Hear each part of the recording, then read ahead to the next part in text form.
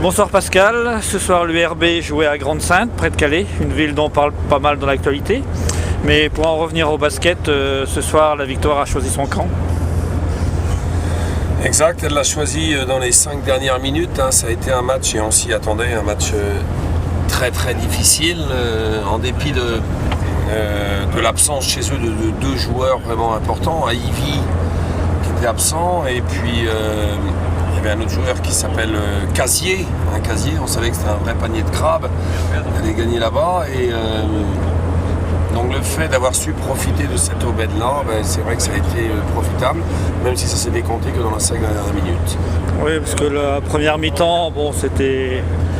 On tenait le score, on gagne même de 2 points à la mi-temps. Par contre, le troisième quart-temps, catastrophique. C'est-à-dire qu'on a été vraiment très imprécis au départ. Voilà, on trouvait globalement les solutions, mais à la fin, le basket est un sport d'adresse. Et on n'a pas trouvé, on a mal conclu nos shoots sur les toutes dernières actions. En plus, on avait quelques difficultés à tenir les percussions.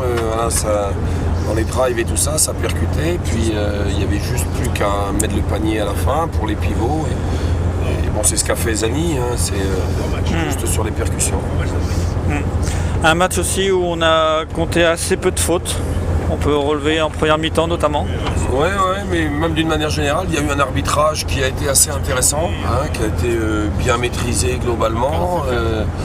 Voilà, puis comme tu le dis, on était un peu en avance au début du troisième quart-temps. Après, ils sont revenus, ils ont remis de l'intensité. On a recommencé à perdre quelques ballons. Et puis là, ils se sont mis à mettre des tirs à 3 points. Et on n'avait plus qu'à prier pour que l'évêque rate ses shoots.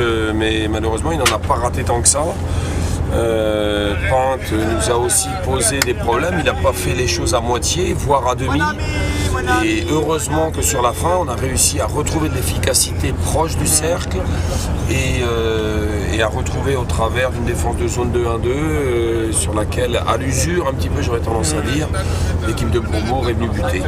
Oui, une vraie victoire d'équipe on peut dire, parce que tout le monde a participé. On déplore bien évidemment la blessure de Brieux qui s'est fait une petite entorse au départ. L'absence cette fois-ci sur ce match-là de Ludo. Non, mais globalement c'était un match intéressant. En plus on savait, c'était une équipe chez elle qui elle a pratiquement assuré son maintien derrière. C'est difficile pour elle de raccrocher le haut du tableau. Donc son objectif c'était véritablement d'essayer de cogner l'un des leaders du championnat, et le fait d'avoir bien répondu présent dans les 5 dernières minutes, et quand on connaît leur adresse, là ici il y a Petit qui a été très grand aussi dans ce match-là. Je tiens à féliciter les joueurs. Ouais. Est-ce que tous ces blessés, ça va pas nous porter un peu la poisse pour la suite du championnat ?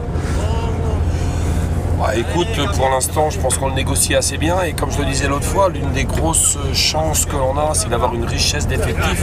On voit l'équipe de Bourbourg, par exemple, qui ce soir a joué qu'à 7 pratiquement, là où nous on arrive toujours, et ça c'est avec le soutien du club du RPA, de l'équipe de National 3 de Jean-Pierre Olaï, d'avoir la Brieux, même s'il a été blessé, la Mé Junior, etc. Donc c'est vrai qu'on a un groupe de 14-15 joueurs opérationnels, et ça c'est vraiment quelque chose de positif. Oui, c'est vrai. Samedi prochain, on joue à Poissy. L'objectif, bien sûr, parce que Lorient a gagné ce soir, donc on est toujours en première place, mais à un petit point devant. Donc l'objectif, c'est d'aller gagner à Poissy. L'objectif, c'est de tenir, c'est d'essayer de tenir, comme tu le disais, de ne pas avoir trop de poisse au niveau de nos blessés. Mais même en dépit de ça, je pense qu'on arrive à le gérer aussi dans la continuité. D'accord. Écoute, on te souhaite une bonne semaine de préparation, de réparation aussi de tes joueurs. Merci bien, et venant d'un expert ex-DDE, je sais que c'est un spécialiste qui nous parle. Bonne semaine, Pascal. Salut.